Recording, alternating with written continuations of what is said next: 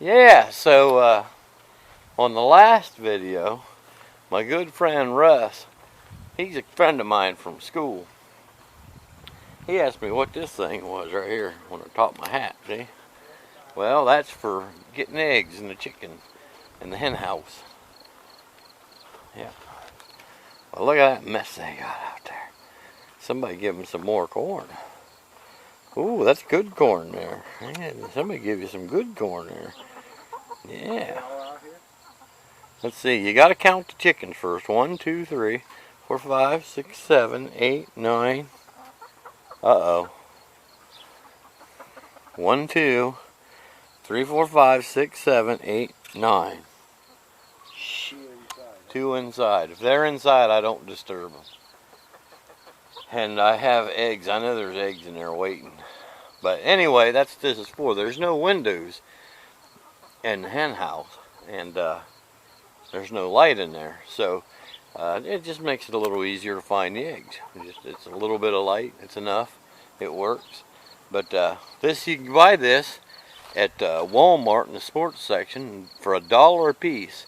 But I'll warn you, do not let it rain on them because they are not waterproof in any way, shape, or form. They will immediately start shorting out because I've got one like that, and it's got it uses 2 watch batteries, and when you buy it underneath, there's a little arrow. You think, oh, good, you can change the batteries. It's glued. It's glued shut, and when you open it, you bust it. So what you have to do is, if you're going to change batteries or do like I did, take it apart so it don't drain the batteries. You have to glue it back together, and then know that the next time you need to do batteries, you're going to bust it apart again. But it's $1, so what do you expect? They're a pretty neat, nifty little item for $1, you know. What do you think about that, John? No, that's wonderful. Maybe we ought to stay out here and make noise and see if the chickens rest of them will come out. I think it's getting late, and they're probably just going to bed. Yeah. 1, 2, 3, 4, 5, 6, 7, 8. We've lost one. 2, 4, 8. Yeah. Oh, he's at the door. She's at the door over there. I don't hear no clucking, so they might have just went in because they think it's late. Well, you wanna? Yeah, let's go ahead and try, and we'll show Rush how this light works. It's a wonderful thing. But you got to keep the door closed, or they will escape, and they're not an easy thing to catch. I've had to do it. All right. Oh, for criminy sake. How you all doing out there? My name's Keith, and I'm the superintendent of a certain water treatment plant. I can't tell you, won't tell you. Maybe you can figure it out somehow, some way. But today, we got Terry over there in the backhoe, and we're digging up this here leak. Trying to find it, trying to find the water pipe. We don't know exactly where it's at, but we do know that there's water coming out of it. And that's usually a sign of a water pipe. And then we're going to try to figure out what's wrong, and then figure out how to fix it.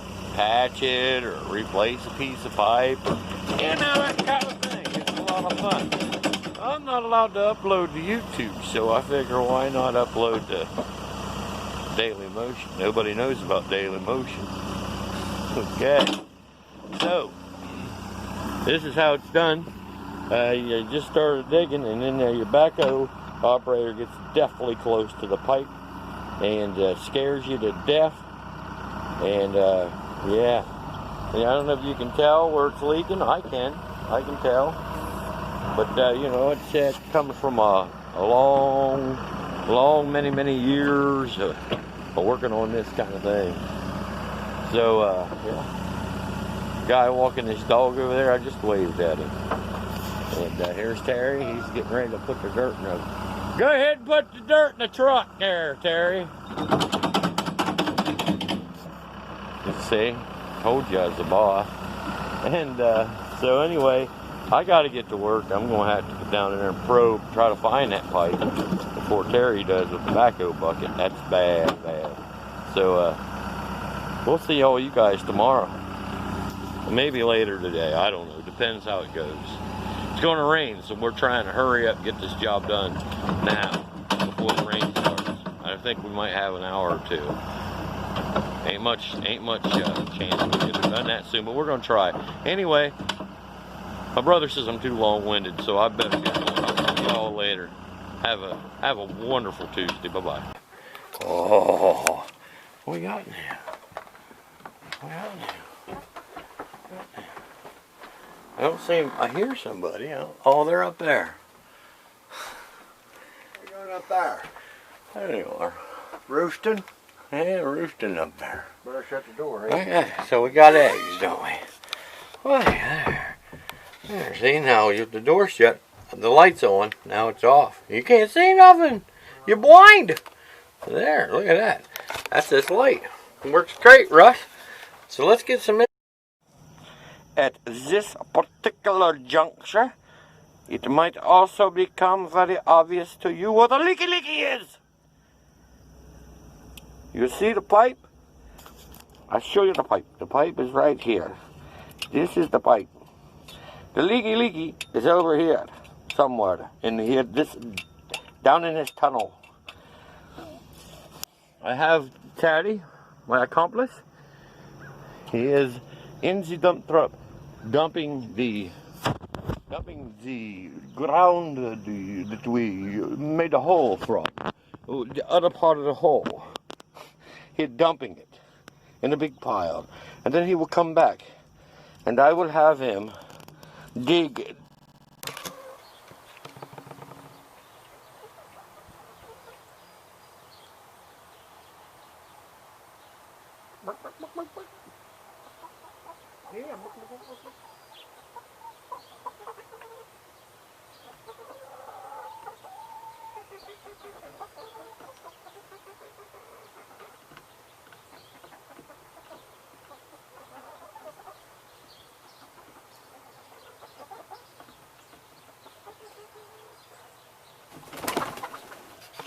Oh, you're crazy. Just like everything else, I've been working long shifts, and my garden has been neglected. So this part over here, this is where the peas used to be. That's purslane again, just purslane growing everywhere. And I'm looking, I'm actually looking for my onions. They should have been picked and hardened a long time ago. And I don't see any sign of them in there, so I'm going to have to really hunt in the weeds there to try to find them. And then you can see the little yellow dots everywhere. Those should still be good. Those are my spaghetti squash. Honeydew, I never got a one. Never came up. The corn is all dried. It's no good to eat, except for the animals still just love it. But you see how dry it is. It's been really dry, and I haven't been watering it because honestly I get home from work and I'm just too tired, and too tired to care, you know. So I'll be doing a little bit better soon, maybe 2 more weeks of this long hour stuff, and I'm hoping to be able to keep this job. But it'll be a lot less hours after, I think, a couple of weeks. And yeah, things will be better. So, tell you what, we need to pick some stuff here. Okay. Now, normally, that's very good. Normally, when I pick my honeydews, spaghetti squash, I'll take a pair of clippers and clip them off. But the whole plant's pretty much dead, so now you should be able to just pull them up. You can tell that they're definitely ready to pick when this stem turns woody looking like that. It's not green anymore. Yep. So let's pick them all and set them up to harden them. And then when Teddy gets back, I will have him dig this area here. Right in here, beside the pipe, which is here. We'll dig deeply right here. Here the pipe, that's the pipe. It's cast iron. It's a very, very old pipe. It was put in 1969 by Terry. Well, he a very old man. We are both very, very old men who do this work because the young men, they cannot do it. They are no good. No good. So, now it is time for me to get out of this hole because Terry will soon be back and he will be ready to dig in this area over here. Not over here, not over the pipe, no, over on this side. Take this ladder out. We're going to go back into the hill, back into the hole. It will be very, very complex. I will not be able to stand here with the phone while we do it. So, or camera, either way. So, you hang on now. Make sure you're more if the urge so hits me. Okay, very well then. There we go. Now the first thing we want to do is we're going to take a rag and wet it. You want to clean them up so they're nice and clean. Yeah. Let's wet this rag here. Yeah. Alright. Then we're going to clean these so they're nice and clean. And the next most important thing is they got to get air. So you can do what I'm planning to do is lay them over there on the far side of the picnic table. And then try to remember every day or even 2 or 3 times a day. You're lucky enough to have that kind of time. Kind of turn them, so all the parts get air, and getting a little bit of sun don't hurt either. And we get a little bit of sun over there on that corner. That's why I'm putting them over there. So what I want to do soon, one day soon, is I'd like to have sort of like a net, or small nets actually, that you could put each one of these in a little net and hang them on the clothesline, and that way they're getting plenty of air and sun, and they'll harden better that way. When you harden them, it takes about 3 or 4 days, and that's pretty good. And then they'll keep for a long, long time. I don't know exactly how long. Never had to worry about it because we eat them pretty quick once they're picked. You can pick them before they're done, and you can certainly eat them before they're hardened. But to keep them, you need to harden them, And that's what we're going to do now. And then I'm going to go out and try to find those onions. So we're putting this repair band on. It's a temporary repair band, permanently being put on. Fixing her under pressure. Just a little crack in it. Alright. There you go. Looky there, leak all fixed. Now it's got to backfill the hole and clean up, and we'll be out of here. That's another day's work done by it's probably a little after lunchtime, I suppose. And there we go. I put 3 over here where they get afternoon sun, and they're looking pretty good. And then I got 5 over here where they get morning sun. But unfortunately, I got 1, 2, 3, 4, 5, 6, 7 that are no good. You see there's holes in them from worms, whatnot, bugs, and if they get holes, if they get little bit divots in them, but doesn't go clear through the end of the meaty part, then that's okay. But if they get clear down into the meaty part, you can harden those off, but they're still not gonna last that long. Yeah, when you got chickens and rabbits, they'll love eating that. So, each day I'll come out and grab 1 or 2 of those and feed them to the animals, depending on how much they like them. I don't know how much the rabbits will like them. I know the chickens will love it, but and you don't have to cook it for them. So yeah, not a good season for my melons, but that's my own fault. They were ready to pick a long time ago, and I was too busy working and tending to the rabbits and the chickens and that, and I missed it. I missed my harvest time, and they sat on the ground and the bugs got to them.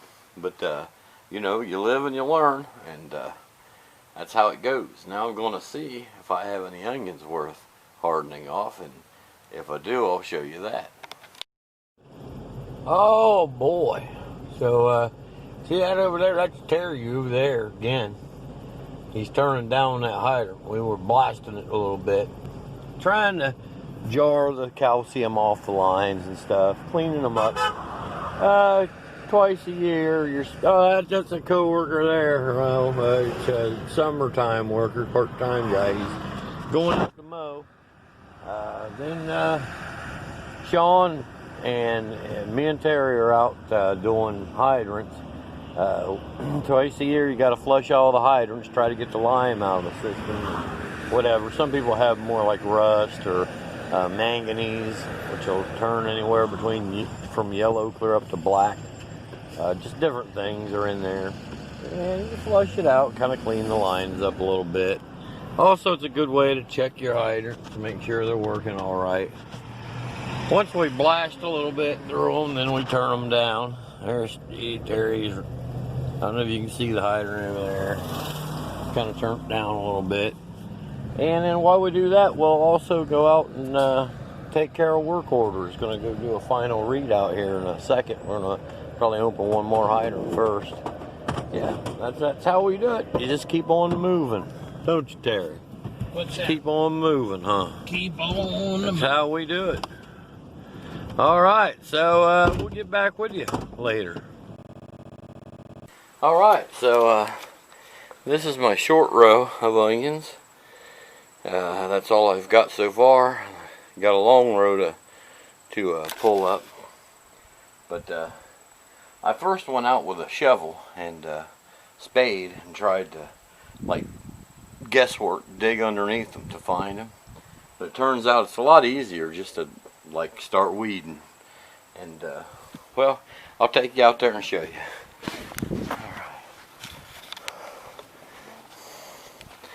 Here's where my row was. Oh, I've covered most of it with weeds I've pulled, but I don't know if you can tell here where I just kind of started weeding that row.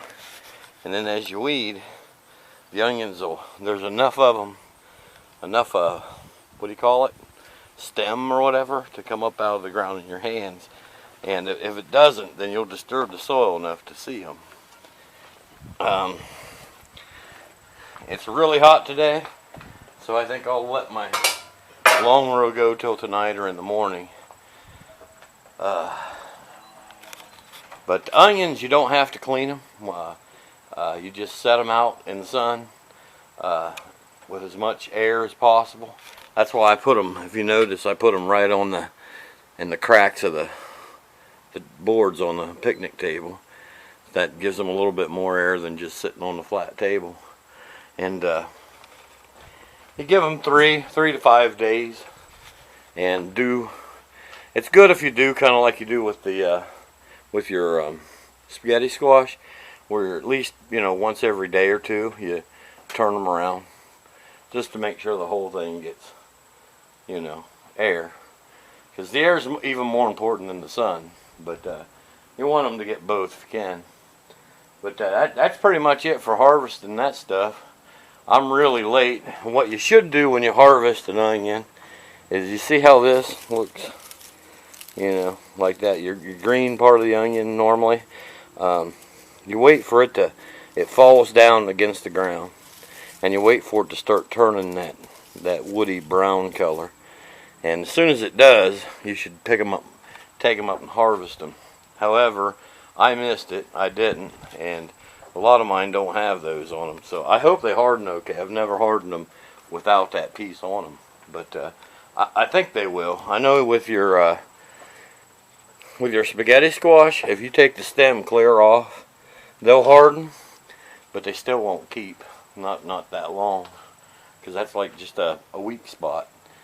And you know, only strong as your weakest link, right? Well, there you go. There you have it. The gardening segment.